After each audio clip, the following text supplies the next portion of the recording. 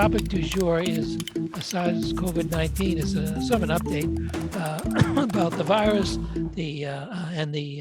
and our approach to it. So where we are, how we get there, and where are we going is what the topic is. The background about a virus just goes through some basics. Is an infective agent that typically consists of a nucleic acid, and we know COVID is RNA, with a protein coat. And it's able to multiply only within the living cells of a host. So it's basically a borrowed life. And how did they come about? Nobody really knows, but there's a theory that they're escaped host genes, but it doesn't seem that since this is not an ongoing process with wholly new viruses emerging from time to time, that doesn't seem all that likely. Now, the taxonomy has changed since we all went to school. We used to have, and we all memorized the realm, kingdom, phylum, class, order, family, genus, and species. But with all this DNA testing and divisions, it just got too cluttered. So now each one of these has a realm, and a sub-realm, and a kingdom, and a sub-kingdom, just so there's room for all the different things that have been discovered over the years since DNA testing genomic testing has come out. Has become quite cluttered. And the RNA replicating viruses are shown here, but it shows the rank for viruses. So there's many more than 5,500. There's the 15 rank structure now, and there's just thousands of viruses that have been discovered. And they're classified, the way you classify them, some realms won't have a subrealm. Like here's Ebola virus. It doesn't have a subrealm, doesn't have a kingdom. It just goes right from ribovira to its phylum, whereas in the SARS viruses go even farther down. And herpes simplex is the DNA virus, and it doesn't have much below its realm either. So it's kind of a hodgepodge of things trying to classify the viruses. But now if we get to the SARS-CoV-2 virus, the genome is very much like the SARS-CoV virus, and the disease as it's seen is very much like the SARS-CoV virus gene. It's far more transmissible, but it's less virulent than the original SARS virus, has much lower mortality. And as we know, the coronavirus is from the sun. And there have been common coronaviruses that cause colds, been kicking around for a long time. The alpha coronavirus 229E and the beta coronavirus OC43. And then we had the emergence of the more virulent strains in the Middle East respiratory syndrome, which is actually seen mostly in camels and transmitted very weakly to man. So it sort of just disappeared. This is what Moderna worked on, the antiviral for MERS, and they worked out all the technology on that, and then the disease disappeared. They didn't realize they were standing over a gold mine. And then the SARS-CoV virus, which caused severe respiratory syndrome in Asia, and then ultimately our current SARS-CoV-2, which causes COVID-19. That's the name of the disease. So the subtypes are based upon the degree of nucleotide diversity. And this can be a tricky business. They're all COVID viruses, even though they have different nucleotides, just the way we are all human beings, even though we have nucleotide diversity. We have different nucleic acid sequences, with the exception, of course, of Peter Albin. As you probably know, he was assembled at the iRobot plant in Bedford. But he's a prototype. The subsequent models are far more real, lifelike. So failed prototype. I heard that. So this is, oops, what am I doing here? Okay. So now here on this nuclear, this is the position on the x-axis is the position in the alignment of the RNA. These are the various nucleotides. And on the y-axis is the nucleotide diversity for each one of those spots. So this nucleotide spot here has great diversity. And this nucleotide spot has what's called conservation. Has no nucleotide diversity, has conservation. Well, why is that? Well, this is an important point. probably the most important point of the lecture. The reason it can have nucleotide diversity is because it's not too critical for its structure or its replication. So if you have a different nucleotide, it's like a gray brick and a red brick wall, as I've said before. It doesn't make a lot of difference. So you can see a lot of variety. This spot is very critical for its diversity. And it's selected against. If you try to, if it mutates and it doesn't go anywhere, it can't multiply effectively, can't compete in the viral marketplace. So, Jerry, could you say a little more about what nucleotide diversity means or the impact of it? Sure. If you have, well, let me start at the beginning. You all remember that a codon, as we learned recently, the codon is the 3 nucleotides that will code for an amino acid.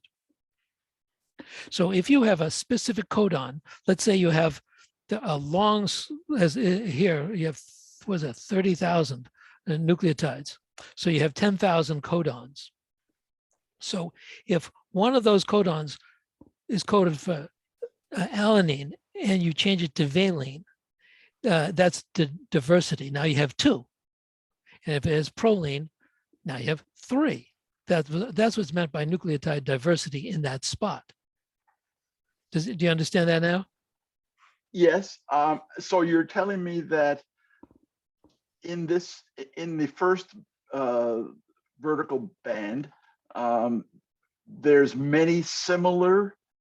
There's different. I mean, there's different nucleotides. It could be uracil. It could be adenine. Could be guanine. Okay. And the impact of there being more than fewer is what? The impact is that the nucleotide codes for a different amino acid. The 3 nucleotides together will code for a different amino acid, which will mean the protein will have a little different structure. And if a protein varies its structure, it may change its activity or it may not. Okay. So if you have a favorable mutation, then the virus will have, so let's just say, more transmissible, or it binds to the ACE receptor better, or it assembles faster, or it does something better, then it will outrace its competitors. If that new amino acid reduces the function of the nucleotide of the protein and it doesn't work as well, then that virus won't be able to compete against its cousins and brothers and sisters, and it will simply disappear. Okay, I get it. So if you have a place that has a lot of nucleotide diversity, it's not too important. I guess I'm speaking against the current woke thing about, diversity is good. And people say diversity is good. Well, diversity is neither good nor bad in the viral business. It just determines the virus's activity. So so let's just say we were looking at the ACE receptor. If the ACE receptor has to be conserved, I'm saying the stuff that binds the ACE receptor has to be conserved, it's going to be hard to mutate to a more virulent strain. If it didn't have to be conserved, you could have various ones that were effective. You have to have lots of different strains, which we will get into. So the variance, DNA and RNA replication is imperfect. The wrong nucleotide may be inserted, and cells have a proofreader to ensure that the sequence is correct. The corona proofreader does not work well. So here we get to the issue of fidelity versus diversity. Fidelity meaning is exact copy. A virus replicates in massive numbers. These are incomprehensible numbers. In the respiratory secretions in somebody with COVID, there will be about 10 to the 8th copies per milliliter. That's 100 million per milliliter. So it's to the virus's genome survival advantage to try random mutations. A 1 in a gazillion shot to improve the genome is a good bet, because you get a lot of chances to be better. So now we have the variance with the nucleotide diversity. And the virulence will either be more, or transmission will be either more or less, or the same. And now it had a confusing numbering system, and it was just, nobody could remember what they were. And like alpha was B117 and beta was B1351. And so they assigned the Greek letters to them, alpha, beta, gamma, delta. And there are 13 other variants of, quote, some interest that haven't spread very much. Now, that means 8 and 13 is 21. So we can have only 23 variants because there are only 23 letters in the Greek alphabet, and then that's it for variants. Now, the transmission, as we get into the Excuse me, Jerry. yeah. Since there are so many billions or trillions of individual viruses amongst all the people that have got this, yeah, and since you already told us that the copying has errors, yeah, I'm surprised that there are only 20 some odd differences that have been noticed. I would have thought that well 20, they have to have different qualities. Just because you have one mutation in one codon and you create a protein, if it functions no differently, we won't recognize it. We won't say, oh, that's a different species. So how do they know that it functions differently? Because we'll get into that, but basically it replicates faster, so it spreads, or replicates slower, so it's eliminated.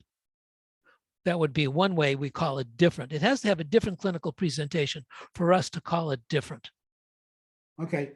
Just the way we're all human beings except for Peter, because we all have, but we're all different, but we're all human beings.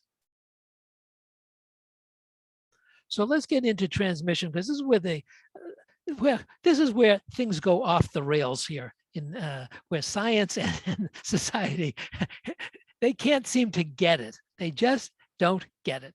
So basically what you have when you cough is you force a lot of air through your vocal cords very quickly, and you get jet acceleration, and that will fracture a liquid particle into droplets. Just like if you have a capillary tube and blow across the top of it, you have an atomizer.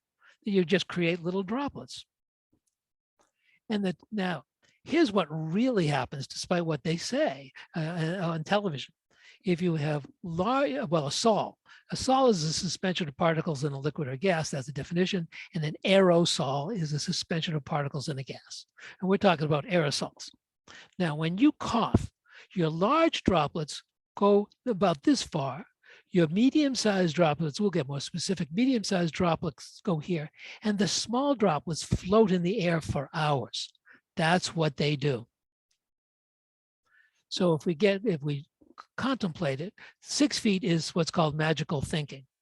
When you cough or sneeze, you get a velocity. Sneezing has a really good velocity, 50 meters per second. So the big fat droplets go about, call it 1.5 meters or so. And the medium-sized droplets go about, these are less than 10 microns here. These are around 5. These will go about 2 meters. But the small droplets, less than 1 micron, they just float in the air. So when you go into your local Ace Hardware, and the guy is behind the desk, is usually a kid behind the desk nowadays. For us, they look like kids. They put on the mask. It's too late. The stuff is already floating in the air. Doesn't make any sense what they're doing. Agree with that, Al? Okay. So mask, what's the deal? We have a rating system with a nomenclature for inhalation. For inhalation, this is important. The nomenclature is for inhalation. Remember that. They used 0.3 micron size particles just as a standard, and these fall about 1 foot per hour. So these are about medium, a little smaller than medium-sized particles. N means not resistant to oil-based substances, not very relevant for COVID. R is somewhat resistant, and P is oil-proof. And this is important in some industries, of course. And 95 filters 95% of the relevant particles, 99 and 90, like a N99 will filter 99%, and N100 will filter 99% of these particles, 3 micron size oil particles. And the Chinese masks, the KN95 is supposed to be similar to the N95. Up to 70% of the Chinese KN95 masks tested by the Emergency Care Research Institute don't meet the standards, but they look good. So as Fernando Lama says, it's better to look good than to feel good. Can I ask you a question about masks in general? Yeah. If I wear a mask, forget Yep. how good it is for the moment, and I'm breathing in particles, I suppose, that don't make it through the mask, sit on the outside of the mask. Now, is it really necessary to change that mask every few hours? Or if I use the mask again 2 days later, will the particles have died? Yeah, well, first of all, COVID on surfaces doesn't last very long, and its transmission off of surfaces has been somewhat mythical. But when there's two parts to your question, because there's a good question, because the first part is when the mask gets hydrated and you have a kind of a counter current exchange, you exhale very humid air, but a lot of it sits on the mask and it reduces its filtration qualities. And then, so you can only wear it so long, at which point it's not filtering very well. But then when it dries out, it starts to filter again. But the viral particles don't last too long once they dry out. So we have our other masks that are much more readily available, the surgical mask, which blocks inhalation of large particles only, and cloth for all intents and purposes is about the same as a surgical mask. For those of us who can remember, surgical masks used to be cloth before they were disposable. So the idea of the mask is not to stop you from inhaling them, because they don't really work all that effectively. What they do is they reduce the aerosol on the person who's the spreader, or what's called hyperdispersion. That's the technical term. This is if he had a lot of COVID virus, it'd be called hyperdispersion. And not everybody is a hyperdisperser, which is why you get one group of people with COVID and nobody around them gets it, and then another group meets and 9 people get it from hyperdispersion from one individual. Now, protection by masking the infected person has been looked at since, as Archie Bunker would say, since time immaterial. Tuberculosis, when an individual has TB in the sputum and wears a mask, transmission is almost zero. I worked at the Middlesex County Hospital TB SAN, and when the patients came in with active TB, they were immediately put on mask precautions. Actually, they came in on them because they were identified at the acute hospitals. And the staff at Middlesex was tested every year for with their PPD. And after 20 years, not one person converted. They finally quit testing. It was so stupid, because people wore masks there and they were quite good about it, and there's no transmission. Cystic fibrosis is a good model for testing because the cystic fibrosis people, the kids mostly, they have Pseudomonas in the sputum, which isn't really found elsewhere in the atmosphere, not floating around. So it's easy to test how they're aerosolizing. And it's reduced 98% if they wear a surgical mask. And surgical masks were implemented to prevent medical personnel from aerosolizing secretions onto a surgical field. It wasn't to protect the surgeon, it was to protect the patient. So you remember what I said, inhalation is what they test. Exhalation is what we're using the mask for. It's like taking an English test in a math class. They're not related. Well, some related. But here's some nice cough flume images. And here's a person coughing. And I think they use strobe lights to get these kind of pictures, but here's where it goes, just a person coughing. After 2.3 seconds, here's where the stuff is. And after, call it a minute, 53 seconds, it's out about 12 feet. So if the person's not wearing a mask and they're coughing in a store, it's out there, 12 feet. So those particles are floating. Putting on a mask when you walk in, it's an empty exercise. Here's just an image of somebody wearing a simple face mask. This is not an N95 mask. And you can see after 1/10 of a second, you see the stuff coming out. After a full second, you see it here. And after 3.7 seconds, it's only come out a couple of inches. So you do reduce the plume somewhat. So they're not foolproof by any means. And if a person is in the room for a long period of time and they're coughing and whatever, they're gonna get the atmosphere filled with particles. So how much protection does a mask on a COVID-19 patient? How much to protect others? Not all that much. This is a hard graphic. It doesn't really answer the question, but I just thought I'd show it here. If you have people not wearing masks with an assigned rate of infectivity, after 50 days with no masks, this will be the number of people infected, and then it will go down as you run out of people to get infected. And if you wear the mask, it's the peak is reached after about 65 days. It's a lower peak. So fewer people in this time period have had it, but there's still plenty of people to get it. So there's more people will get it later on in this group because they haven't had it. So you spread out the disease, but the area under this curve is not much different than the area under this curve. So wearing the mask spreads out the incidence of the frequency of the incidence of disease spreads it out, but it doesn't really reduce the total numbers very much over time. So now we get to the vaccines. And Jerry? yeah, What do you think about about removing your mask and coughing into your elbow? Because that's what I've always done. And there was a sign at MGH where I've been spending a lot of time lately. There were signs that said that's what they preferred you do. it's very effective if you do it. But it's only effective if you do it. Right. And Well, I don't like coughing into my mask, so that's what I've always done. it's very effective if you can do it and manage it. Okay, I was wondering about that. But wear Thank you. wear a long sleeve shirt. Right, right. And the other quick question I had is, you said a while ago that the virus, we can't have more variants because we're running out of letters. Does Yeah. the virus know that? I certainly hope so. It'll be very convenient if it does. Okay, good. I hope the virus is watching, or they can watch the replay, because it will really help a lot. They obviously Okay. didn't think this through entirely. When they chose, if they had chose the Chinese alphabet, it might have been a little more helpful. Wow, yeah, but I don't Because they know have the thousands of sort order characters. that They have well. thousands of characters.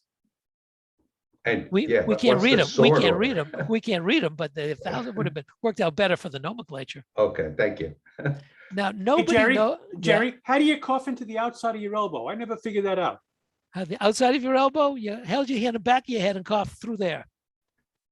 You I coughed- No, see. Okay. It's into Yeah, the all right. crook of your elbow. I knew It's what the inside of your the elbow. crook of Oh, his no elbow. wonder I've been doing it wrong all these years. That's why you have those shoulder problems. The I guess. I hurt my shoulder the other day. I was patting myself on the back for preparing this lecture. Here are the different viruses, the different vaccines. Nobody knows the name of these vaccines. Everybody calls them by the name of the company, but these are the name. And they use as we know, the Moderna used the proprietary envelope that they worked out for MERS and a little bit for original SARS, and Pfizer. Now this is, get the pronunciation right, staff. It's bio and technology. It's pronounced bio and tech. Although you see it on television, they go BioNTech. It's biology and technology. Bio and tech. And here's your AstraZeneca, J&J, and the Russian virus, the Chinese virus, and the Indian virus. So these just kill coronaviruses. Now I want to talk about efficacy in rough numbers. You can get different studies will show you different variations of efficacy because you're studying different populations with different behaviors. Jerry, just 1 second, please. I'm sorry. On the previous chart, will you talk about the difference in efficacy related to killed virus versus the RNA? Yeah, the the kill other viruses. types? The kill viruses are a little less effective than the RNA viruses, but not much. A little bit less. It's very difficult to compare when you go to different countries because different countries have different behaviors. It's one of the things I talked about when I gave the first lecture is that when we talk about the vaccines, is that when people got the vaccines, they would change their behaviors. So people who were hunkered down, young people who were hunkered down, all of a sudden got a shot and then they started going to bars. So you're going to see breakthrough COVID, which you wouldn't have seen before because nobody was going anywhere. You see different. It's difficult to compare different countries and different studies for efficacy. Interesting. Thanks. So let's talk about some rough numbers to give you a sense of what people are talking about. So the rough numbers, you see a 65 to 95% reduction in number of cases from various viruses and various studies, as you're saying, Peter. But the real important clinical point The important clinical point is not how little disease you had. Let me just get I had COVID breakthrough virus, as I told the group, and I was very sick with fever and muscle aching for 12 hours. I got somewhat better for 12 hours. Then I felt even better. And by 48 hours, it was like I had never been sick. If COVID virus were like what I had, it wouldn't have made the newspapers. So it's not prevention of disease. It's not prevention of a positive culture. It's prevention of severe disease. I did save, as I showed this group, I saved one viral particle from my infection here. This is my COVID virus that I keep as a memento from my COVID infection. Keep it on your desk, right? I do. It's So we growing see, well. Right next to your hairball, right? yeah. So, So you had a really big infection. right. Well, you see, we make immunoglobulins against the virus, and people talk about what's in the blood because it's easy to measure. IgG is easy to measure. We don't have, you have immunoglobulin A, D, E, G, and M, and it's easy to measure in the blood. But that's can be very misleading. We actually have much more immunoglobulin A, IgA, than IgG in terms of weight and amount. We have much more, but it's in our intestinal secretions, it's in our respiratory secretions, and it's hard to measure. It's convenient. It's not convenient to measure, put it that way. It's easy to measure, but it's inconvenient to measure. And so if you have lots of IgA in your airway secretions, you will have very little. I had 0 respiratory symptoms from COVID, 0. And I assume because I had a lot of IgA in the respiratory secretions. And that's one of the issues of transmissibility, is when somebody has had either COVID or the shot, and they get COVID, they have a lot of IgA on those viruses, and they may not be very infective. So even though you can find them, and you can find them in large numbers if you do PCR testing, you can find them. You find a lot of RNA, but how infectious is it is the question.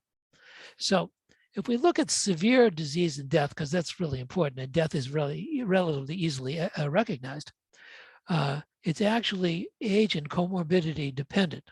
So if we look at this, if you have no immunization, overall, we'll call COVID have a 1% mortality. Age and comorbidity, just whole mix. That's 1 in 100 people get it, die. People are immunized. You see severe disease in 0.05%, which is 1 in 20,000, if I got my math right. And death is in 133,000, 1 in 333,000. Now, to put it in perspective, Lexington has 34,000 people. That would mean that if everybody in Lexington got COVID, you'd have 338 deaths. If everybody in Lexington were immunized, it would take 10 Lexingtons to see 1 death. Now that's risk reduction. That's what it's showing you in the first 6 months. And then we get into the never land of whether you need a booster shot. And here's the deal. This is a tough one, and I'm glad they didn't ask me for permission, because the fact that you reduce the numbers well, let me just go on to this, and then we'll talk about some more numbers. We hit the Delta variant. It hit the genetic jackpot. The respiratory titers are much higher than that in COVID, and it literally outran the SARS-2 COVID to its targets. So this is not SARS. This is just a gamma variant, but it was well followed in Brazil, has already run its course. The red is the incidence of the gamma variant in Brazil. Now, Brazil started with a couple of variants. Green is the wild type. And then the gamma came in here, and there were a few gammas. The gamma was so much more effective that it took over the whole space. It just outran its competitors to cause disease. So will the coronavirus escape the current vaccine coverage? Not as easy as it looks, as we talked about changing your genome. Most of them don't work, and you have to attach to that ACE receptors. There are limits to varying structure without limiting infectivity. And we make a panoply of antibodies against the M spike. We don't just make one. So multiple changes not affecting infectivity would be needed, because you have to escape all those antibodies, and people who have COVID, the virus, make antibodies against the COVID virion, the capsule itself. So we got a gazillion antibodies floating around, but eventually it'll find its way. So we have vaccine hesitancy, and which is worthy of discussing. And the four groups that I divide them into are the eager, which I was, and most of us were, the willing, the hesitant, and the resistant. And they go from this guy to this guy. We all know Alfred E. Newman. So can immunization be required? Well, people say things that aren't true, like I have a right, my body, my rights, I got those rights, I can right, because they think the Constitution protects them. And they quote the 14th Amendment, which I doubt they've read, but what it says is no state shall make or enforce any law which shall abridge the privileges or immunities of any citizen of the United States. Immunities of citizens of the United States, nor shall any state deprive any person of life, liberty, or property without due process of law, nor deny to any person within its jurisdiction the equal protection of the laws. So they're saying, you can't do it to me. I'm protected under the 14th Amendment. In 1905, there was a smallpox outbreak, I assume everywhere, but it was the case was in Cambridge. And there was a minister who was from Sweden who had been vaccinated and had some reaction to the original vaccination, probably a viremia and a rash. And he didn't want to take his booster, which was well known, you needed a booster. And he said, you can't give it to me. And he was taken to court. And he went all the way to the Supreme Court. And the Supreme Court at the time, this is not them, voted that the Massachusetts law did not violate the 14th Amendment. And here's their opinion. In every well-ordered society, charged with the duty of conserving the safety of its members, the rights of the individual in respect to his liberty may at times, under the pressure of great dangers, be subjected to such restraint to be enforced by the reasonable regulations as the safety of the general public may demand. Real liberty for all could not exist under the operation of a principle which recognizes the right of each individual person to use his own liberty, whether in respect of his person or his property, regardless of the injury that may be done to others. So you don't have a right to not be vaccinated just because it's your body and you just don't have that right. So should children be vaccinated? Well, this is a tricky question, and they've made it like it's so simple. The pro for the public health is very clear. Very clear, yes. The answer is yes. Social responsibility spreading has an exponential effect. Everything to reduce the spread. We interrupt the chain of spread. The SARS-CoV-2 has material downstream effect. Material downstream effect. The fewer the cases, the less likely a new variant uncovered by the vaccine will emerge, and older family members may become infected. Of course, they can be immunized. We advise influenza vaccine for children. There's lots of reasons for public health. Personal health is very, very tricky. Few children have significant symptoms. We'll go over some numbers. Death rate in children from COVID-19 is lower than the death rate for influenza. Significant disease is so rare in children that it is difficult to unequivocally state that the benefits outweigh the risk of vaccination for a healthy child receiving vaccination. Now let's just look at some numbers. But isn't that different from whether or not they might spread it? If you have a child with COVID who does not get sick, and yet they're not wearing a mask and they're not vaccinated, every time they cough, the particles will go out. That's true. I never true. really did understand why they exempted children from wearing masks. Well, they didn't. School kids wear masks. Only the very tiny children because they couldn't understand it. But you're right. Going back here, social responsibility, top part, yes, very, very clear. You'll interrupt the chain of dispersion of the virus, and clearly it has a public health, and I mean a local public health, like your family, your friends. It really is the right thing to do. From a personal health, for that individual who's getting the shot, the numbers are hard to come to a conclusion on. So which should be Jerry? Yeah. One quick question, please. I'm sorry. I don't know if it's apocryphal or not, but I remember I thought I remember reading a number of years ago, a study that was done in Japan, where with the flu vaccine, they decided not to immunize adults, but only immunize children. And they saw a marked decrease in the number of flu cases as a result of that. And I don't know if that's true or Well, not true. I don't know if it's true, or but what. kids with flu get sick just like adults do. It's not, no doubt they are sick. There's no asymptomatic. But it speaks to the transmissibility, doesn't it? Yeah, it does. Well, So- influenza behaves differently because older people having been exposed to more flu pandemics usually have better immunity than children, I don't think so. or at least So broader spectrum. That's why we get flu shots. Now, previous influenza can help you some, but there's a lot of waning immunity to the flu, and the vaccines don't have that long an effect, which is why you need a, quote, booster every year. Even if it's the same strain, you need a booster every year. So, so which children should be vaccinated? And here's the tricky part. When should be vaccinated? When they come out, oh, all kids should be vaccinated. That's like, where's the story behind that? So the CDC just said, oh, all children over 5 years old now, over 5 years old should be vaccinated. Oh, I wish life were that simple. What if they had COVID-19 a month ago? Should they be vaccinated? Does that make any sense at all? Immunity wanes. So what? Are you going to prevent severe disease? Are you going to prevent any disease? Is it 6 months? Is it a year? You can't know that now. It hasn't been testing long enough. And what if the antibody titer is high now, whether they were symptomatic or not? Should you wait 6 months? Should you wait a year? When you just say all children should be vaccinated, there's no science behind that. There's no meat there. Hey, Jerry. What does antibody titer mean? You have antibodies like if you had a shot of COVID immunization a month ago, you'd have very high antibody titers after a month. So what's a titer? A level. It's actually numbers per deciliter or something like that. It's actual numbers. Yeah, it's an amount per liter. Deciliter is a titer. So they have high titers, high amounts of immunity. So why a kid had COVID a month ago is asymptomatic? You don't know that, of course.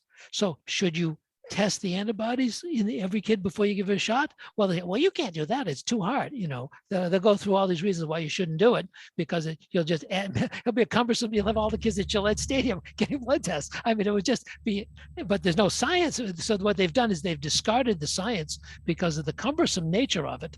But they haven't even given people a chance. Like, say, if you know your kid had COVID a month ago, 2 months ago, maybe you should have different advice than getting it now.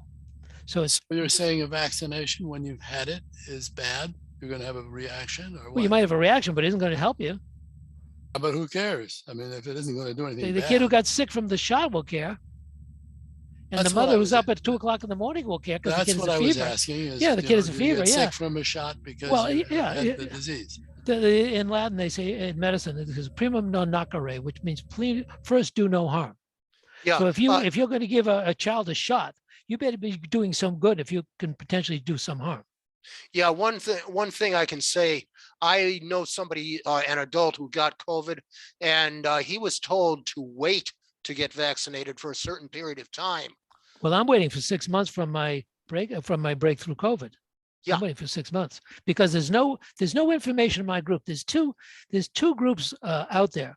One is the people who were had COVID and then you were immunized, and for breakthrough COVID, and then there's the people who were immunized and then had breakthrough COVID, and that's me. And there's no information on my group as of last week as what we meaning our group who had immunization and then breakthrough COVID. How long should we wait? I got COVID 5 months after my shot. You know, as I said, not terribly ill, but I'm sure I had a big boost in my antibodies because I had fever and whatever. So I'm going, Bob. I'm going to 6 months. So are you saying that if a child got COVID and it wasn't too bad, that they should wait 6 months now? If they Nobody are, knows. They under haven't 10? said. They haven't said. But they Well, haven't. that puts a parent in a tough position then. No kidding. But you see, the thing is, the thing is, well, I won't go. The thing is, there's a lot of data that's not being released because they have to know this. They'd have to know it because when you test kids, you have to ask them their status and check their antibody titers. They have to know this stuff. Jerry, So there's another piece to this too, I think, in that what I read recently is that because in general in this country, we've done such a good job relative to the world of immunizing the population, it's hard to find the appropriate control groups and get the significant number of participants to give a reasonably good study in a short period of time. And I will talk about that. You're exactly, and I have a little mention of that. They're very good, Peter. I have a little mention of that. But let's look at some numbers. Go ahead. Look at some numbers. England, this is England, March 2020. That's what there's COVID there, to February 2021. So it's 1 year. 12, and the population is 12 million people under age 18. Now, not all of them got COVID, but there were 12 million people under age 18. Of that group, 25 died of COVID-19, of 12 million people under age 18. 25 died. Well, they died. Half of them had significant underlying medical conditions. Okay, which means half didn't. So let's just say healthy. Charlie, what was that guy who did those? We did it in your course. Oh, you asked us the course. The guy who somebody's law, you would just use rough numbers to figure things out.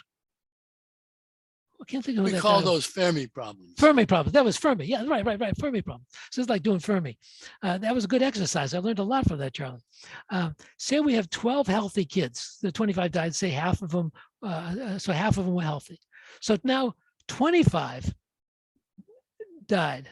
Okay, or 12 died of 12 million roughly.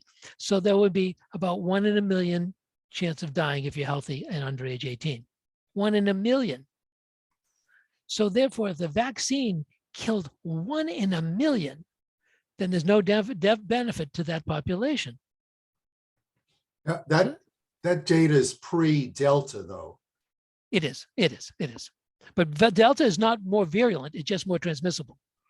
Also, there's a big difference between death and injury. So although a small number died, what we don't know is how many people got really sick. And then the one thing that you haven't talked about yet today is the concerns that 5 or 10 years from now, people who've contracted the disease would have kidney or liver or lung malfunctions. Well, it's actually the myocarditis that's the problem, and I think, and the myocarditis occurs in people who get COVID, and it occurs in the people who get the vaccines. Yeah, but Jerry, your use of the 12 million people is basically saying that they were all exposed. No, they weren't all exposed. That's why they didn't get it. And it's only 1 year. I'm just trying to give you some numbers to get a feel for it. Because the people who didn't get it are going to get it in another year. So it's not exactly on point because this is only a 1 year study. The people who didn't get it could get it the next year and somebody will die. And then somebody next year will die. But it's very low incidence is what I'm trying to bring out. Yeah, that's what Fermi problems do. They don't give you the exact answer, but they're a good exercise. So let's look at some more numbers. The Pfizer BioNTech trial, they did, that's the Pfizer vaccine, did 4,700 kids, not a million, 4,700. And half of the 47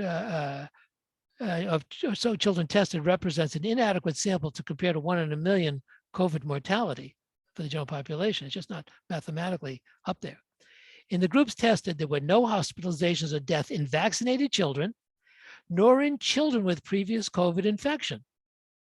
Okay, so should previous kids with past COVID infection be inoculated? Now you're starting to stretch. Well, they maybe get this, but you're stretching because you're talking about the maybes. So, and I said here, so since most children who get COVID-19 are asymptomatic, should a child be tested for antibodies before immunization? Well, that's a tough one because there's a lot of kids out there to be tested, but would it be the right procedure? Good question. And nobody knows the long-term effect of clinical or subclinical myocarditis in children, which is the main concern for in the vaccination trials because they can get myocarditis as well. And then it comes out that there's a whistleblower. The Pfizer trial was poorly done. There was inadequate monitoring and follow-up by the company that was actually conducting the study. Pfizer itself doesn't have an arm that conducts the study. It was subcontracted out. You know, So there's also kind of the emotional state of the parents. My granddaughter was just overwhelmingly pleased to be able to get her 6-year-old and her 5-year-old vaccinated. It just relieved her of a huge burden of concern. Well, if it went well, but we're looking at the numbers now. We're not looking at the emotional side. If you unfortunately, if you conduct medical the emotional side, it gets to be a big mess. So let's so then the cynic in me, you know, the cynic is the person who knows the cost of everything and the value of nothing. But when the CDC makes a one-size-fits-all recommendation for children, and when the CDC doesn't address simple issues like past or recent COVID infection or antibody titers, you know they don't even have all the information to make an informed recommendation, or holding back information for their own reasons, which is public health reasons. And it just, you take your pick, but it doesn't, doesn't, as a doctor, it doesn't resonate well with me that you come up with a policy without really addressing the scientific issues in a scientific forum, not on television. Jerry, can I make a point here, please? Sure.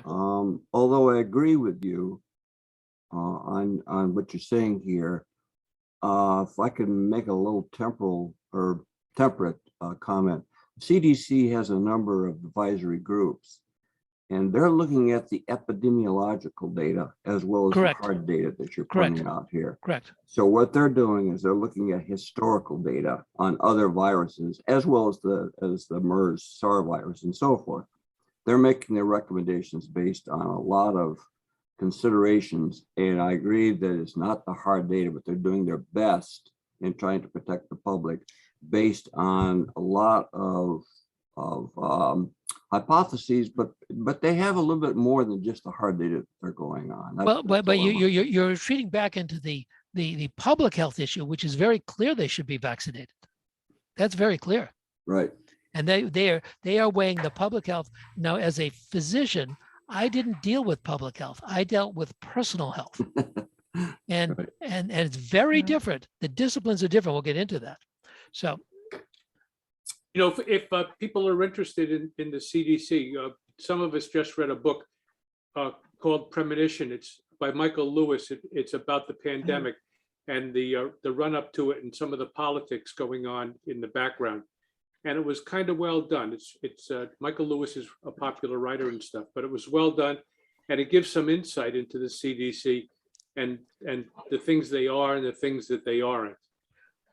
well, let's go into that. What went wrong with our approach to the pandemic? And the short answer is what didn't. What we had is a public health failure and a political failure. And I would like to just explore those elements. Now, first to talk about the role of public health. This is very important. The role of public health is to inform the public about health issues and measures, to establish population programs to promote health, and to not play a role in personal health in making recommendations for an individual. That's the proper role as Bill Belichick has defined it. And by coincidence, this is after I agreed to take this topic. This was from the New England Journal of Medicine, and the language was very soft. They were very kindly and polite and not at all critical. And they said, and they talked about what the public health people should be doing and what the clinical medicine, that's me, what the clinicians should be doing. And they talked about global population stuff, epidemiology, scientific evidence, prevention, reductions in exposures. That's what they should be doing. And here's what people like me should be doing. Individual patients or series of patient medicine, nursing, schools of medicine's interprofessional, established or incipient disease, evidence-based algorithms, that kind of successful disease management. That's what resonates with me. And when I see these people doing this, it gives me the heebie-jeebies because they don't do it very well. So let me give you a public health scenario. And I just made this up. The example is on the way home from work, a 64-year-old man fixed a flat tire in his car, went home and was fine. Why is that? Because 30 years before, the public health department had an awareness campaign about the dangers of smoking and hypertension. The man quit smoking. He also found out that his blood pressure was elevated, and ever since he's had excellent control on medications by his physician. What didn't happen with the public health information under his doctor, and some car is going somewhere, with the public health information. Can somebody mute themselves? With the public health information, and under his doctor's care, he quit smoking, maybe took Nicoderm or varenicline, whatever. He normalized his blood pressure and didn't sustain a heart attack while changing the tire. Bada boom. That's what's supposed to happen. Personal health decisions are provided by the person, the physician, takes into account the individual's medical issues and capacity for understanding and judgment. And generally, the individual defers to the trusted physician. Trusted is an important part of that. Now we get to the political decision making. And from dictatorship to democracy, political leaders make decisions in their own personal self-interest. Job one is to keep yours. A democracy tries to align the personal interests of leaders with those of the citizenry.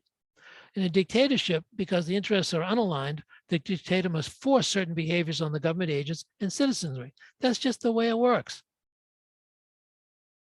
So if you have an authoritarian government, and you can't guess which I'm thinking about, the Chinese Communist Party's central authority insists on positive reports from lower functionaries. And this results in an information gap, which is generally well tolerated. And the functionary is not fired. It all works out. But it did not work in Wuhan, where there was a public health failure. The local authorities, this was done locally, suppressed information, even to the point of jailing the first physician to insist on publicizing the presence of a severe respiratory virus in Wuhan. Fortunately for him, his punishment was discontinued when he died of the COVID-19 virus. This was a standard Chinese communist political decision, deny bad news, and disastrous public health decision. And then we have our democracy.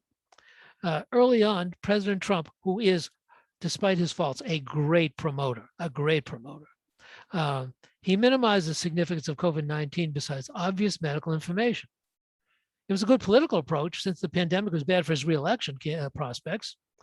And then it was followed by a string of crazy medical claims, which turned out to be untrue and undermined the confidence in his leadership for all, except 70 million voters. It was 74. 74 million. I'll change the slide later, Charles. Hey, Jerry, just 1 second.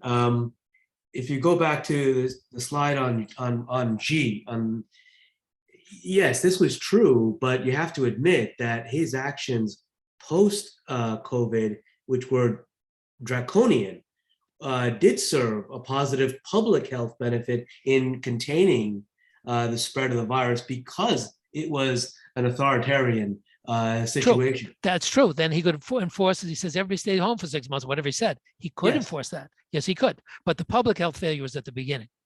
Right. But then the subsequent actions were highly effective. They were there. They were. Over there. They were. That's true. So then we go through the Trump administration. Then we go to the Biden administration, and you have Kamala Harris, and she foolishly stated that she would not trust the vaccine developed under the Trump administration.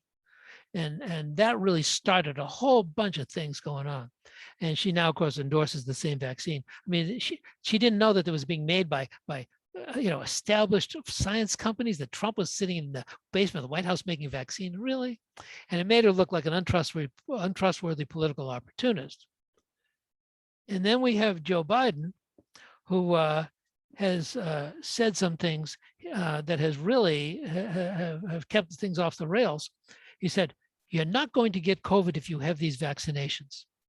And he said, it may be possible. I know of none where they're hospitalized in ICU or have passed away. So at a minimum, I can say, even if they did contract it, which I'm sorry they did, it's such a tiny percentage and it's not life-threatening.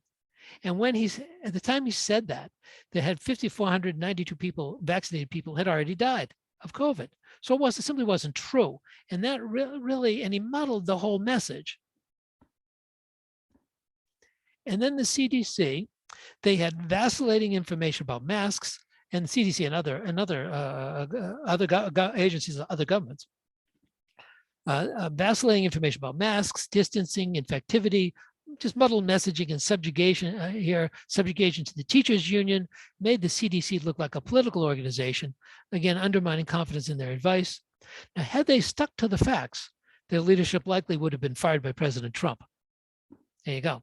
So they put their personal interest over what should have been a truthful, straightforward, negative, and frightening message to the public. So Jerry, here's my question for you.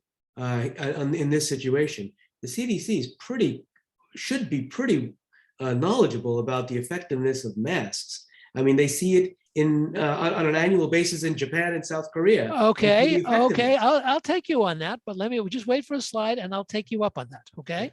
Yep. So, but there's plenty of other muddled mask messaging.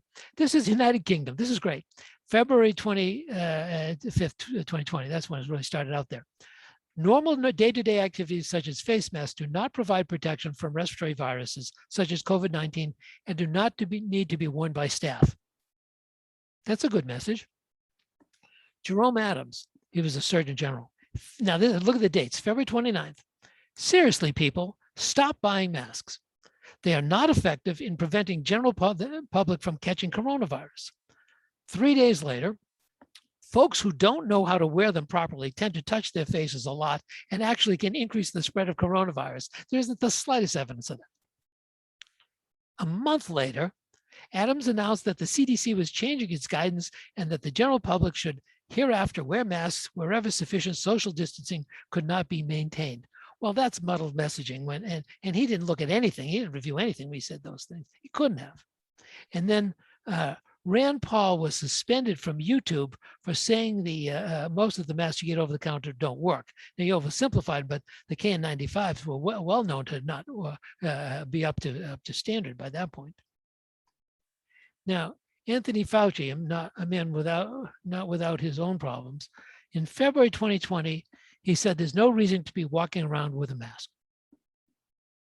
And now he claims he said that so people in hospitals could get the masks, but who knows what he was thinking. March 20, the statements were made to an individual and made public. Masks are really for infected people to prevent them from spreading infection to people who are not infected, rather than protecting uninfected people from acquiring infection. Kind of a run-on sentence. I do not recommend that you wear a mask, particularly since you are going to a very low-risk location. Meaning low-risk locations, how do you define them? Together, those two sentences don't make medical sense. What if you're the spreader? The public message should have been, some people with COVID have no symptoms but can spread disease. We don't know who is a spreader. All people should wear a mask to ensure that all spreaders are masked. That should have been the message. That wasn't too hard to compose those two sentences. Now back to our friend. Had each party Jerry, go back a slide. Is that last sentence? I wrote that. 2020, yeah, 2020 hindsight. No, I mean, at the time. No, I said that right at the beginning because I did a lot of TV work. I said that right at the time. Okay. That this is well-known stuff. This is not something that just happened. Tuberculosis has been around for a long time. It was very well studied. Doing strobe light stuff was done when I was a pulmonary fellow. We used to look at this stuff. So why didn't that message get through by all the people who had even better megaphones than you do? Because they didn't ask me. If you said, how many pulmonologists did messaging on that, I can tell you the exact number. I know the exact number, 0. They didn't consult. They had infectious disease people as the wrong specialty. If they had called in the pulmonologist, they would have had a completely different message. Yeah, but going back to, you have some of it on your slide. As I recall, what was going on was that they were trying to preserve, this is the authorities, were trying to preserve masks, which were in short supply for hospital and other public health people. You know and what? They were afraid there was going to be, there was already a run on N95s and a shortage. So they lied to try and deter people from buying masks. Well, so they first go of all, where they wanted them. that's what they're saying now. So who knows if it's true or not? No, And generally, no, it when was pretty people clear even at the time. when people lie, it generally comes back to haunt you in other areas. You become not trustworthy. What else are they lying about? You're not What was the lie? trustworthy. What was the lie that you were saying was being You don't done need a back mask. in You don't February need you don't need a 2020? mask. You don't need a mask because No, when, but it was very clear at that time that the reason for discouraging people to get masks was that they were trying to preserve them for people who really needed them in the but what they hospital. said was, you don't need them. It was a lie. What It they doesn't- could have said was keep the professional level masks. Don't buy those up, but here's how you can provide yourself with pretty good protection without using those up. Well, And that's what they eventually did. Look, instead of going around in circles, let's talk about basic facts. If you go back to Jerry's slide, that was in early 2020 that they were talking about not wearing a mask. The messaging that we're talking about now, where they were in short supply and this, that, and the other thing, and we're preserving it. Think back, when did that messaging come out? That came out almost 9 months later.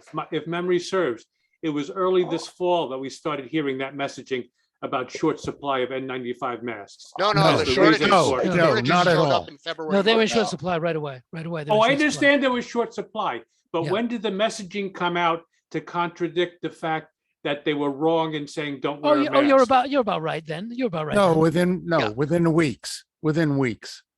That the messaging was wrong was about by March they had to change their message. Yeah, they had. But by I'm that time, talking- the I'm hoarding had talking about- already done the I'm damage. talking about when you when you tell people things and you're lying to them, it's just a bad thing to do. It comes back to haunt you, and you have all these people resisting all this stuff. They heard lots of crazy stuff from the government and they don't trust them. Not that you should ever trust the government, but they don't trust them.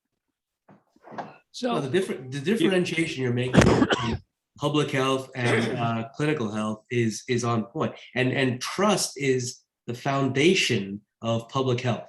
If you don't have trust in public health, then you have nothing.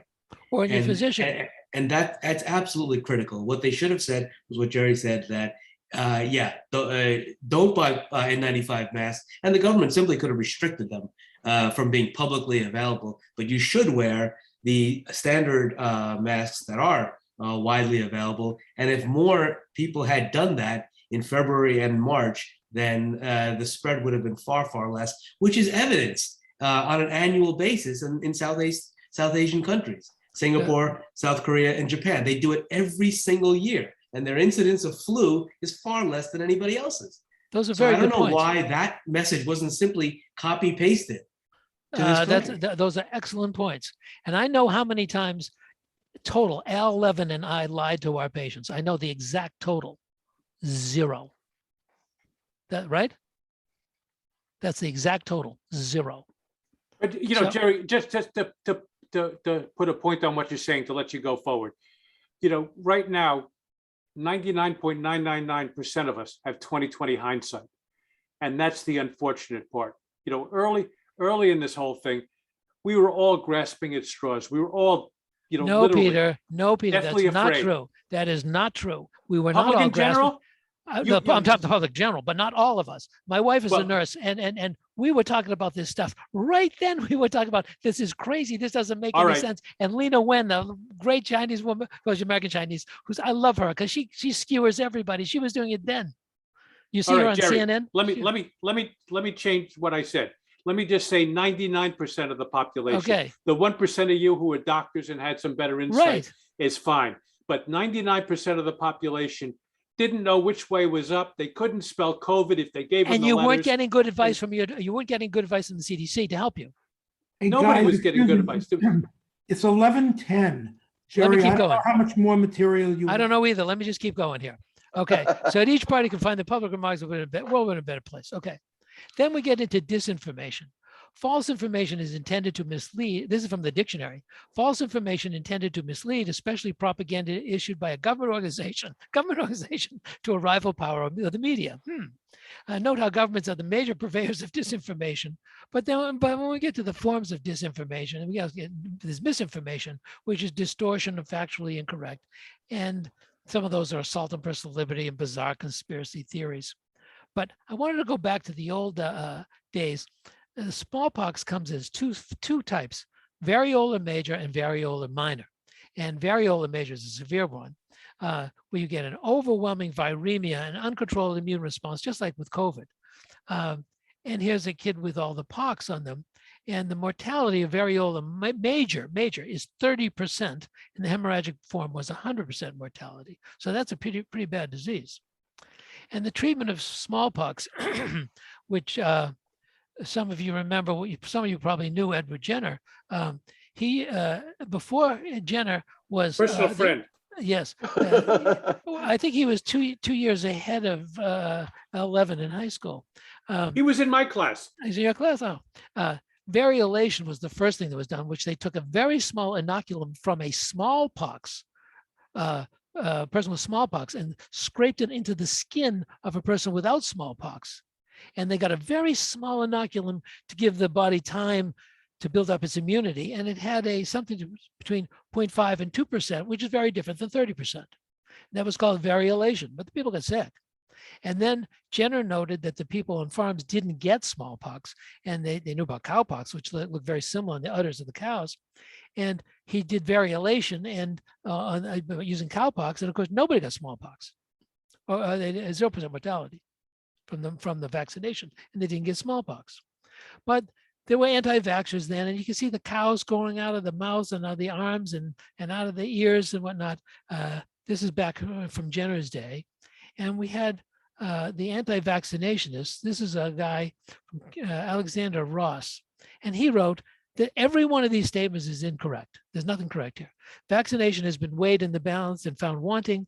Vaccination does not prevent smallpox in any cases. Vaccination does not cause loathsome and often fatal disease. It does cause loathsome and often fatal disease. Many children are killed outright. Vaccination does not lessen the severity or fatality of smallpox. The proportion of vaccinated persons who have smallpox has steadily increased as the vaccination has been extended, and the number of deaths in proportion to the cases is the same as ever. In the last epidemic of smallpox in London, 92% were persons who had been vaccinated or revaccinated. Simply untrue, just untrue. And then you had the assault on personal liberty being forced to being vaccinated. Same as you hear now. And just of interest, this is in July for the New England Journal of Medicine. The woman in this case, she had an orthopox virus. She had a viral infection of the sclera of the eye, the white of the eye. And they did a PCR for orthopox, which is smallpox. And she got one of the antivirals, tecovirimat, which inhibits the envelope wrapping protein. She had no loss of vision because it didn't affect the cornea or the pupil. And she got all better. And her cat had a paw lesion that had positive for smallpox. So it's still around. So now, boosters. Over time, immunoglobulin levels fall, T-cell immunity wanes. So what? This is going to address the previous question. This always happens after viral infection. What is the clinical significance of waning immunoglobulin levels and T-cell immunity? Well, they did an Israeli study. The comparison of the booster to non-booster groups and people over 60 only because they get sick. So you want somebody who's going to get sick. And they use the Pfizer BNT drug. And this shows the reduction, well, it's really the reduction of confirmed cases, but it's kind of a crazy graph that we did it, but basically there's less and less reduction in confirmed cases as time goes on. And but they weren't necessarily sick, which is really the important point I want to make. Here's some absolute values. They had a non-booster group and a booster group. And here are the number of confirmed infection. Here are the number of cases, and they're the days at risk. And they had 294 cases in this group, the non-booster group, and they had 29 cases of severe illness or death in the booster group. So 265 cases were prevented in these group. So that's so it does reduce severe disease. The boosters do work. Now, various parties have, I think the last major section, various parties have been accused of covering up the origins of the SARS-CoV-19 virus. Is there a cover-up? And more importantly, what was being covered up? I love this stuff. This stuff I love. Why would high-level technocrats and politicians cover things up? Guilt, shame, embarrassment? They have none of those. So that's not it. Their currency is wealth, status, and power. That's how the world works. So let's look at the evidence. China did mostly silencing right at the very beginning. The genetic sequence distribution was impaired. They didn't send it out. When they noticed in 2019 there was severe viral pneumonias noted, they got the virus out, and they identified it like a SARS virus, but they didn't, and they sequenced it. And then the provincial health officials instructed testing companies to stop testing the Wuhan outbreak initially, the samples, and to destroy the remaining samples so that they wouldn't leave a record. And then, of course, they were censoring the doctors. The Chinese social media, 10,000 Chinese government links accounts on Twitter were used to cast doubts on the early reports of the Wuhan outbreak. They were trying to suppress the information, and thousands of keywords were related to COVID were suppressed or deleted on government platforms like YY, which I have no idea what that is, and WeChat. And so they had information, despite their public health measures, they had an information campaign to suppress information. Now, the Chinese reporting did not report, Chinese did not report as they were required to the WHO when this outbreak came out. And they refused to share the genetic sequence, which I alluded to. And they had a rogue researcher, Zhang Yongzhen, who was directed not to release the information, but he defied the order. And when he had it, he just sent it out of the country, so it would be out of the country. And with hours of his distribution, his lab at Wuhan Institute was shut down by the Shanghai Municipal Health Commission for rectification. He claimed he didn't get the notice, but it wasn't very clear whether he got the notice or not, but it looked like he didn't because he got it out real fast. So not sharing, and they didn't share SARS-CoV sample for a long time. They avoided travel restrictions out of China at the very beginning. They did later, of course. And they misled the WHO when they didn't require for requests for information, and they refused the lab inspections. This does not sound like an innocent party. Now, the Wuhan lab cover-up, within the lab, they would have all been sanctioned. If they admitted anything, they would have been sanctioned by the CCP and lost their jobs and maybe their lives. And authoritarian power does not lend itself to admissions of incompetence or killing the citizenry these days. Stop being a dictator. And now we get to the Western world, and I wanted to acquaint you with EcoHealth. Does everybody know about EcoHealth?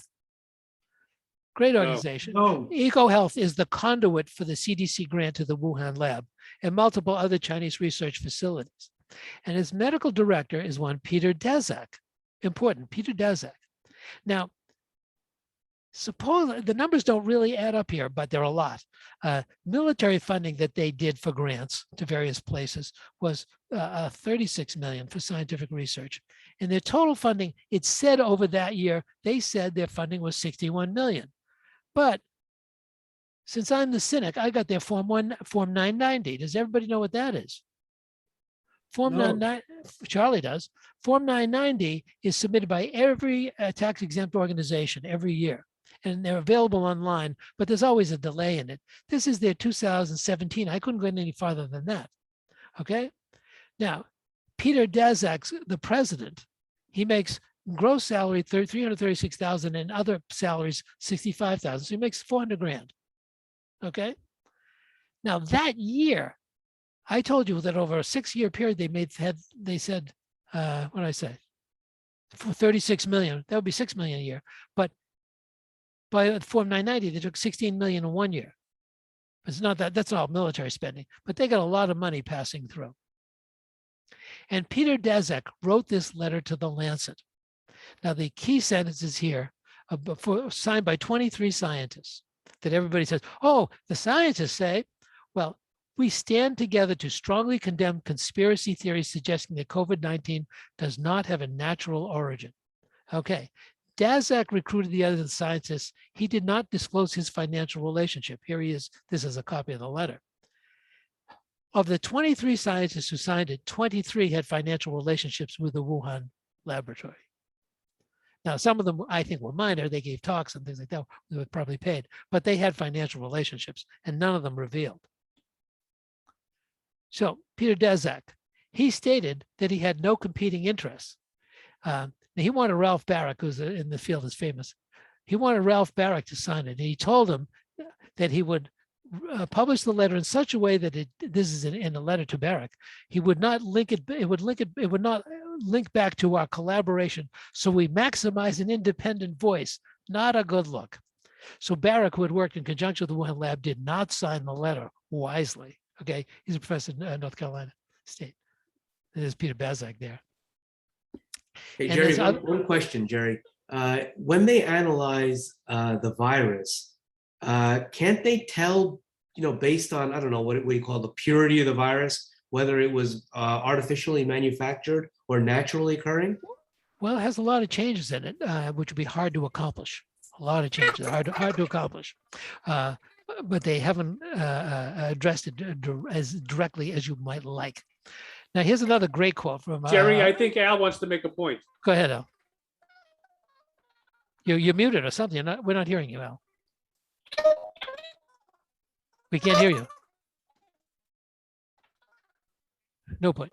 In looking at, I love this quote. I just love this quote. In looking at all the sources that claim to put the idea of a lab leak to rest, I find the name Peter Daszak shows up all over the place. He's everywhere the idea is mocked. But the information Daszak presents invariably does not check out, and as a result, I have begun to regard him as patient zero for information. I love that. And did I skip this? Did I? Wait. Yeah, okay. Tony Fauci, playing footsie with the definition of gain of function. He goes, Senator Paul, with all due respect, you are entirely and completely incorrect that the NIH has not never, Freudian slip if there ever was one, has not never and does not now fund gain of function research in the Wuhan lab of virology. Okay, that's May of 2021. Back in 2011, he wrote, however, there is, however, considerable concern that such a virus could evolve naturally. We cannot predict whether it is something similar will arise naturally, or when or where it might appear. Given these uncertainties, important information and insights can come from generating potentially dangerous virus in the laboratory. The question is whether the benefits of such research outweigh the risks. That's signed by Anthony Fauci, Gary Nabel, who was the head of the research center at that time, and Francis Collins, who you've seen on TV. He's the director of NIH. Then we had the big pause. These dates are important. In 2014, such research was paused for 3 years as the government set up a review process to oversee funding known as the PPP, Potential Pandemic Pathogen Care and Oversight Framework, so triple PCO.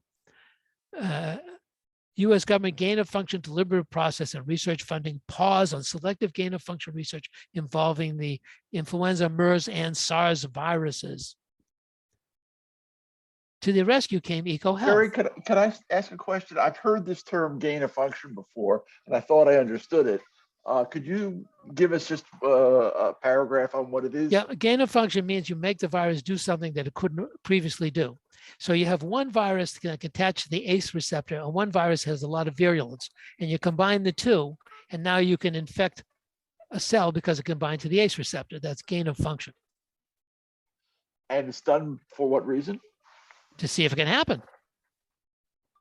So EcoHealth to the rescue. You get our friend Peter Daszak. So NIH grants to EcoHealth were distributed to the Wuhan lab to fund viral genome research. And here's your two good guys there. Now, in a previous talk, I talked about gonifs. And gonifs are thieves of poor character. And one of the principles, this was principle number 2. I just took the slide from my previous lecture. Gonifs always leave a trail. That's a very important point. So I say, where's the trail? There's an article titled Discovery of a Rich Gene Pool of Bat SARS-Related Coronavirus Provides New Insights into the Origin of SARS Coronavirus. Is from the text, Construction of Recombinant Viruses. Recombinant viruses with the S, that's a spike gene of the novel bat SARS-CoV and the backbone of the infectious clone, WIV1, were constructed using the reverse genetic system described previously. And the authors of this paper were none other than Shi Zheng Li, who is the Bat Wuhan lady, and our good friend, Peter Daszak.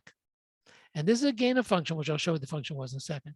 And this was published in November of 2017. You remember the pause was 2004 for funding, which we funded this was between 2014 and 2017. So the research was done after, almost shortly after 2014, because it was published in 2017, and it was funded by us.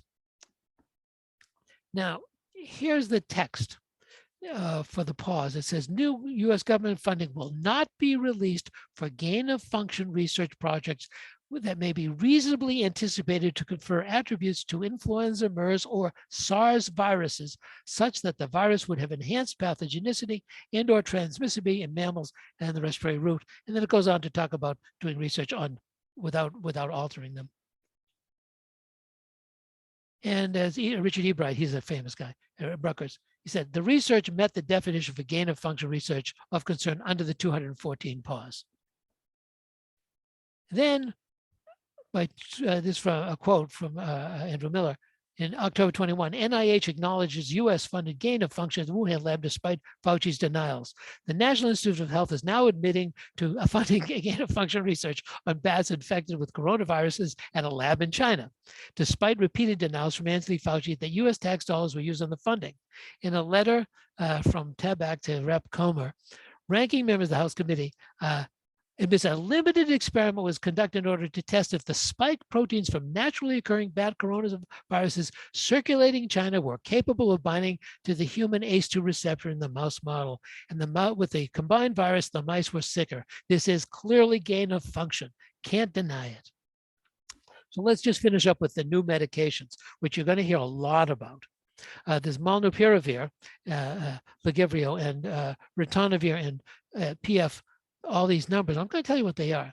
Molnupiravir is a false nucleotide, and Paxlovid is ritonavir, which inhibits a protease. And what happens is the virus makes these very long proteins, and then they have to be split to go into their own little functional areas.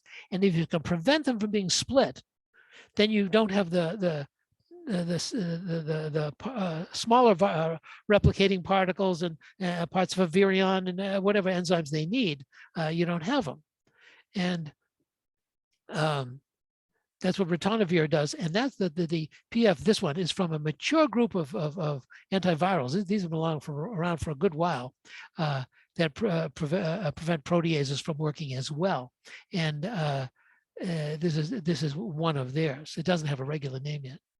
So molnupiravir was developed down in Tampa by Ridgeback, and then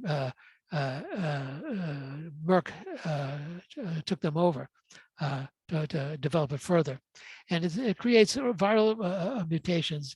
So it imitates uridine triphosphate, which is like uracil, and puts that into the RNA.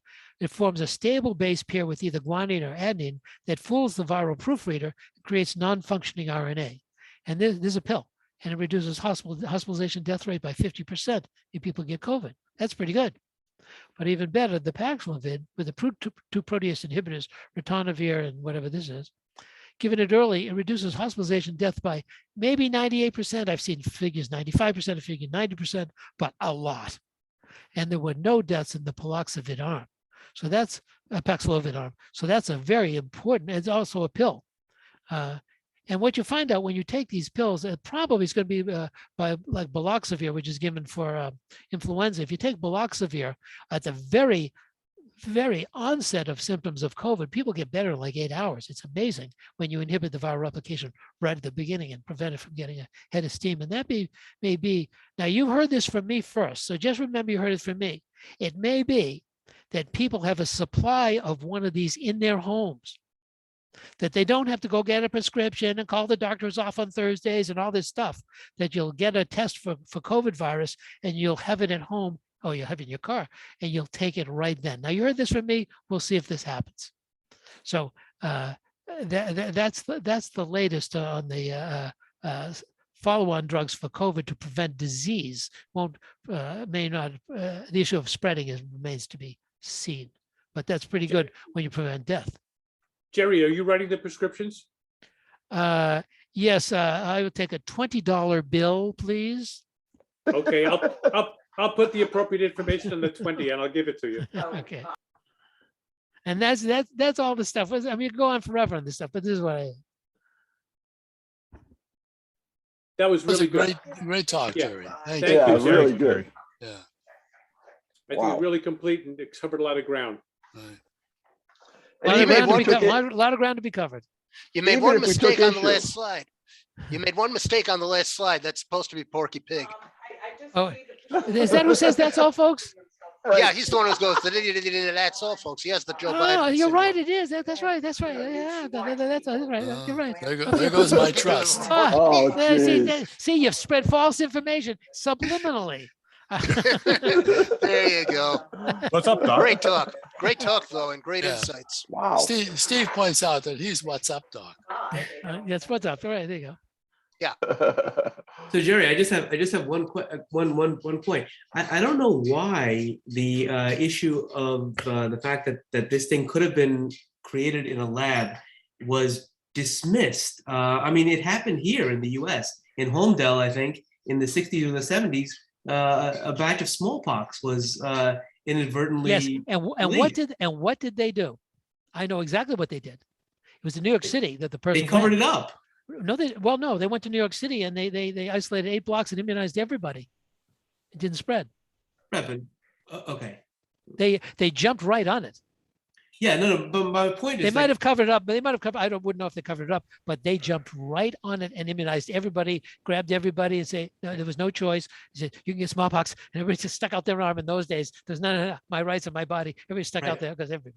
You know. Right, but maybe my point is that it could happen. It did happen here. You deal with it, but why did I don't understand why? Well, people don't. So People dismissed. except people cynics like me do remember when all of a sudden swine flu showed up in the United States, and it wasn't in Asia. And they said, "Oh, it must have flown over." And they got stuff, but it showed in the shadow of either Fort McHenry or Fort McClintock. And Jerry Ford had everybody being vaccinated. They went nuts about vaccinating people because and to keep it confined in that area. And people like me knew that did biological research. It was either McHenry or McClintock. I can't remember now. And it got before the Congress, and the military said before the contract that I think it was Fort McHenry. They said they had never done biological research there, and they would never do it again either. Jerry, can you hear me? Can you hear me? Yeah, I can hear you now, Al. Great. Part of the reason that the Wuhan lab hypothesis was rejected is political. The assumption being that President Trump has very little respect for science, and any opinion he had regarding a scientific issue should be rejected. Well, it wasn't just with Trump derangement syndrome. It was a lot of people had their own reasons. Fauci did not want it to come out. He didn't say right at the beginning, "Oh my goodness, we have to look into this. We funded some research there. We should really check this out." He wanted that to be swept under the rug. You had, of course, the politicians doing their crazy stuff, and you had the EcoHealth wanting to preserve their franchise on distributing mostly military contracts. Everybody had an interest in the wealth, status, and power, trying to keep this off track. I mean, it was a mess. It was but that was a contributing factor. Absolutely, and everything contributed. Teachers union contributed. Everybody contributed. Let's not talk in the past tense, people. What was the stated reason for the pause in the increase in function? It was felt that. Exactly. Good question. It was felt to be too dangerous, and the labs didn't have. The Wuhan lab is like a dentist's office in terms of their capacity to prevent infection. It's not a level 4 lab; it's a level 2 lab. And getting people not to make mistakes is even people trying not to make mistakes is very difficult. And if this is not like it'll like the SARS, real SARS, or MERS will affect, 10 to 12 people disappear. Things happen like this where, not that I know that it happened, but it can really affect the whole world. And they felt that the precautions weren't right. It just wasn't technologically safe to be doing it. So they did it. You couldn't do it in the United States, and nobody would do it in the United States. So they did an end run, gave the money to Echo Health, and did it outside the United States. But the funding was not supposed to be funded, but it was hard to know. Everyone would know if you did it at the BU Research Lab, in Boston. Everyone would know. Right. But nobody knew. Who knew? Who heard of Wuhan? Jerry, can You're not saying that the virus actually came from the lab. You're just bringing that out as a it has correct, but it has not been settled. And there's so many loose ends when they didn't permit anybody in the lab. All they do is go swab the lab surfaces, and if they'd found the genome there, they would have known. I mean, this wasn't rocket science. All they did is go all around the lab. They could have found PCR'd the whole place, and they would have found it. So, Jerry, but it would go ahead, Al. There are multiple pieces of evidence, none of which are conclusive, but there are multiple pieces of evidence suggesting it originated in the lab. They have not found this particular virus in animals yet. It may still come. And there are nucleic acid sequences that are supposed to be specific for humanized virus. All that's been challenged. So therefore, the fact that they have been so difficult about refuting it makes one suspicious. That's all. That's all. You look at the behaviors rather than the science. You look at the behaviors, and the behaviors are not good. Not a good look. Jerry, can you just explain to me, the process? So I'm in a lab and I create this crazy virus that happens to be a highly contagious pathogen. How does it, quote unquote, escape and get into the general population? Well, because you're doing experiments with it in a hood. Okay. Yeah. All right. So I mean, I understand. So it's a low quality lab, and they're not taking the right precautions. So for some reason, I get infected. I'm doing the experiment and I get infected. Yes. How does it get around the whole world so fast? From something like that. I don't quite understand logistics. Let me give you. Okay. Let me show you. When it showed up in Wuhan, not in one place, there were a whole bunch of different hospitals that it showed up all at once, okay? Because what you had was a handful of super spreaders. And that's how it spread really fast, because most people are asymptomatic. And so it spread silently really fast around town. And the same was for the world, spread silently. This is not like influenza where you're sick as a dog. And you've been spreading for 5 days and you know it. You had people who were sick and not knowing it, so they were spreading it. And even influenza, before you're symptomatic, you spread a little. So it just spread very rapidly around Wuhan. It wasn't in one place. Now, if anybody wanted to look at all the hospital records, and instead of destroying them, they would look at all the samples that were collected. They would look at all the mutations. There were very few, and they would have seen how the mutation, as it spread farther and farther out, there would be more and more mutations. And so you'd go like this. Well, you'd finally find, or the earliest specimens, they come from a very narrow area by looking at the nucleotide diversity, as it were. And you could track it on down. But when you won't release any of those specimens, you can't track it back to a given point by nucleotide diversity. Do you follow that? Yeah. So you could compare this. You could compare here what Jerry is saying to the outbreak that was traced to the Biogen meeting. Exactly what I was going to say. The same thing happened in the Biogen conference here, and it spread the same way. Yeah. Well, I guess what I was trying to get at, and Jerry may have answered it, is that there was an inflow and outflow of personnel in the Wuhan area for one reason or another. Yeah. And so people were coming in, they would silently contract this virus and then return or go wherever they went and brought it with them. Do you think, Peter, let me ask you a question. Let me ask you, Peter, a question. Do you think in a lab in China that people walk in, there's a sign-in book? Well, one would think, but not in that lab, apparently. Show me the sign-in book. Let me see all the medical records of every person who signed in. Lots of luck with that, right? Well, that's the point. Yeah. In China, the spread was greatly accelerated because they had Chinese New Year and people traveled. Same in Italy, it was different. People panicked and they left for other parts of the country. Well, that helps the spread. It's not Because even- people it's- didn't realize that they were actually already infected. But with Because they enough weren't numbers, sick yet. but Bob, with enough numbers in nucleotide diversity, you can narrow it down. It's not that complicated. Look at the conference, the Biogen conference. Yeah. You have 30 people sitting around a conference table. Right. They all go into one door. They all grasp the handle of that door to enter and to exit. Mhm. And from there it just explodes. So it's the the steps are very, very simple. It doesn't take much. Yeah, I'm just saying the Chinese New Year, let's call it a diaspora that was going on, where people were traveling much farther than they usually would, accelerated the It did, spread. and they did the same thing. We saw it in this club. The telephones, they didn't know who the people were, but the telephones of the kids that went to Fort Lauderdale for the summer and the vacation time, rather, spring vacation, yeah. spring break. Right. But somebody showed us that. It was a great slide, and how the COVID appeared where the phones went. Jerry, a corollary of that, of the sudden appearance in multiple cases all at once, the corollary of that is when blood samples that had been collected in Wuhan prior to the outbreak were examined for antibodies. None were found. And that is not typical of a traditional pandemic, where you'd have specimens that would show the presence of disease over a period of time. So it began all at once, as it were. Yeah. Yeah. So lots of evidence has not been collected that we can think of. Imagine people were thinking about this as a problem.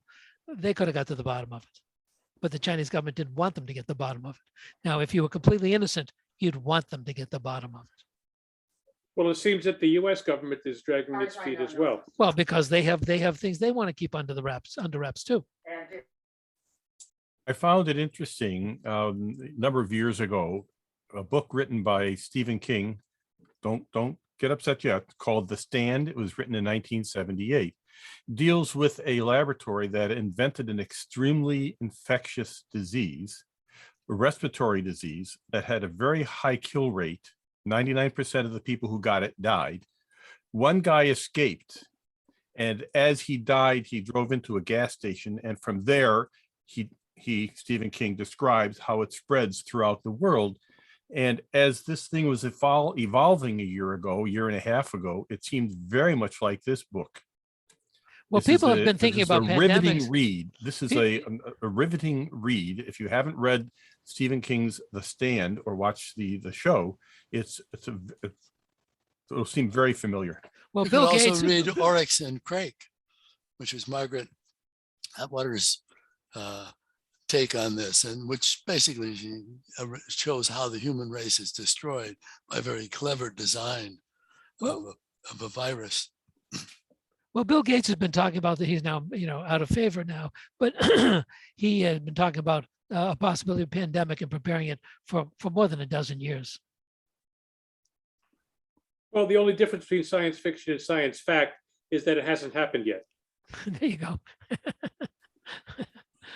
There is one counterexample of the interaction between the Chinese and the US NIH, and that is the fact that that guy in China sent the genome sequence very rapidly. He to did before. the NIH. So we got real fast, so we could work on making the vaccine. If we hadn't had that interaction between the two This guy, Zheng Yansen, right? The odds, I think, are that we would not have gotten it because of the authoritarian way that China works. So I'm just making a counter proposal. I think you're right, and I think Zheng Yansen knew that and got it out of the country real fast. As soon as he sequenced it, he emailed it to somebody. Right. So he's a hero. He is, and they couldn't punish him really when he said he didn't get the edict. They really couldn't punish him because it was such an important thing to have done. Jerry, thank you very much. It was really good.